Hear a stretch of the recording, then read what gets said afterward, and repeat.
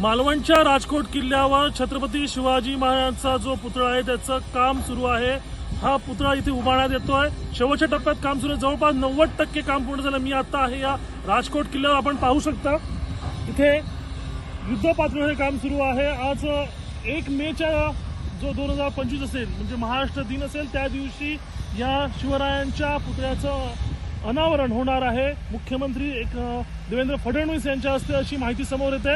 आणि एकंदरीत आपण पाहिलं असेल तर हा जो पुतळा आहे तो ब्रांझ धातूने बनवलेला आहे आणि 100 वर्ष टिकेल असं हा पुतळ्याचं काम करण्यात आलेलं आहे। प्रसिद्ध मूर्तिकार राम सुतार यांच्या कंपनीने हे काम केलेलं आहे आणि युद्ध पातळीवर इथे काम सुरू आहे। राजकोट किल्ल्यावरची दृश्य आपण पाहू शकतो।